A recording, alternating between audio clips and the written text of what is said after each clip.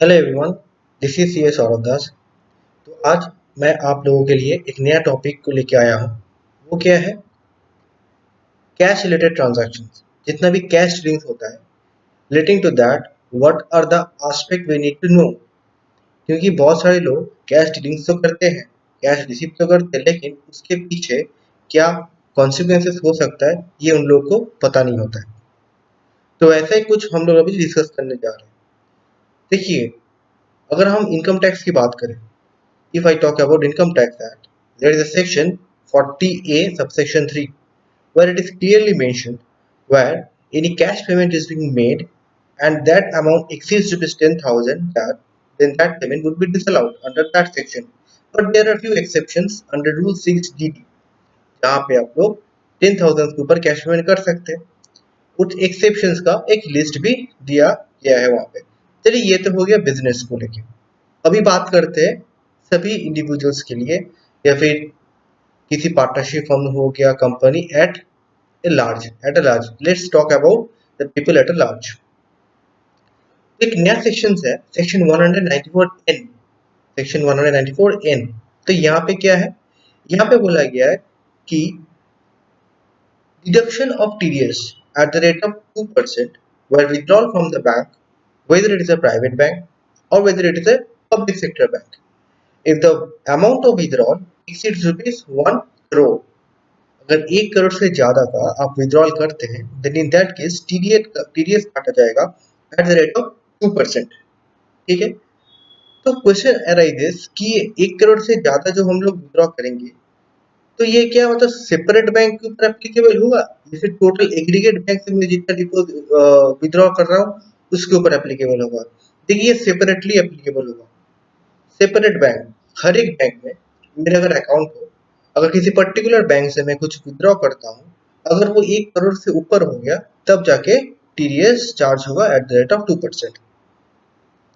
तो ये क्या टोटल जितना अमाउंट मैं विड्रॉ करूंगा उसके ऊपर क्या चार्ज होगा? नहीं, जितना मेरा एक्सेस 1 करोड़ से जितना excess I will be withdrawing उस दैट एक्सेस के ऊपर मेरे को टीडीएस बैंक लोग या फिर फाइनेंशियल इंस्टीट्यूशन में जो भी हो, ये लोग टीडीएस चार्ज करेगा 2%। तो ये पेयर कौन होगा यहाँ पे? पेयर होगा यहाँ पे बैंक, कोऑपरेटिव बैंक या फिर पोस्ट ऑफिस। तो ये हो गया सेक्शन 194 एन। तो सेक्शन 194 इन किसके ऊपर एप्लीकेबल होगा?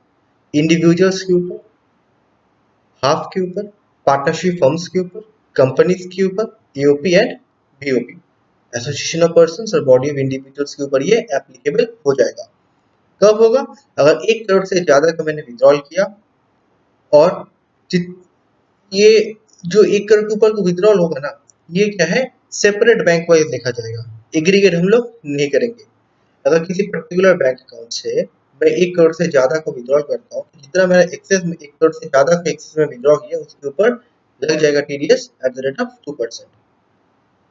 फिर उसके बाद एक नया सेक्शन है, नया नहीं पुराना ही है, वो है सेक्शन 69A।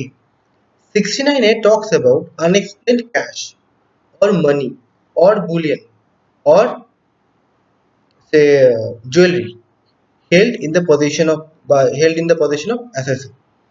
एसएससी ने कुछ कैश पोजेस किया है, कुछ मनी पोजेस किया है, या फिर कोई ज्वेलरी या फिर बुलियन पोजेस किया है।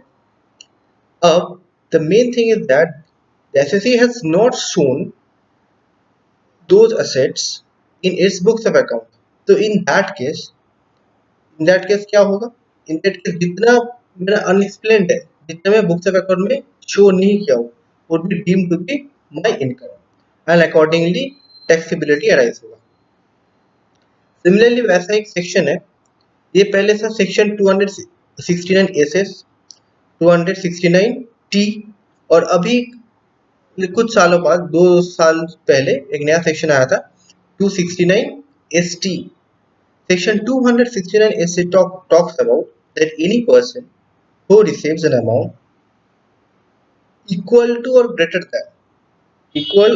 than rupees 2 lakh, in that case that person would be liable for a penalty of equal amount।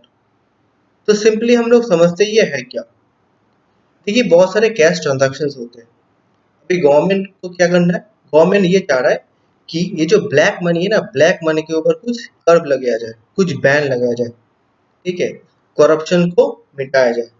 तो इसलिए गवर्नमेंट ने थ्रू सीबीडीटी सेक्शन 269 एसटी को लाया था। वहां पे बोला गया कोई भी पर्सन अगर 2 लाख या फिर उससे ज्यादा का अमाउंट रिसीव करता है, चाहे पेयर कोई भी हो, अगर वो रिसीव करता है, in that case he will be liable to a penalty.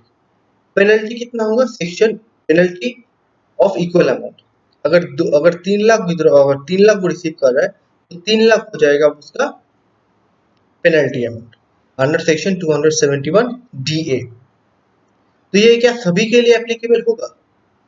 जी नहीं, सभी के लिए एप्लीकेबल नहीं होगा। जैसे मानिए बैंक्स हो गया, कोई हाउसिंग फाइनेंस कंपनी हो गया, या फिर कोई फाइनेंशियल इंस्टीट्यूशंस हो गया, और वो लोग ये पैसा रिसीव कर रहा है, किस लिए रिसीव कर रहा है? क्योंकि कोई बोरोवर रिपेमेंट कर रहा है of any instalment of loan, in that case ये उसके ऊपर एप्लीकेबल नहीं होगा। लेकिन सिंपल सा चीज है, सेक्शन 269 ST किसके ऊपर एप्लीकेबल होगा? कोई भी इंसान अगर वो 2 लाख या फिर उससे ज्यादा का अमाउंट रिसीव करता है कैश में, तो in that case he will be liable to penalty under section 271 DA। तो ये कुछ सेक्शंस था कैश डीलिंग्स को लेके। जैसे किसी तरह का पेमेंट, किसी तरह का रिसीप्ट जब हम लोग को कैश में करना होगा, तब हम लोग को सब ये 4 सेक्शन हम लोग को ध्यान में रखना है। वो क्या है? Section 40A subsection 3 for business person, section 69A, then section 194N TDS related, then section 269 ST for receipt of amount in cash of 2 lakh or more। तो ये कुछ बातें थे। So these are the things which I think it is necessary for every individuals to know। So अगर आप लोगों को ये वीडियो पसंद है तो प्लीज लाइक कीजिए और कमेंट कीजिए, but please do subscribe for more such videos, and thanks for your love and support।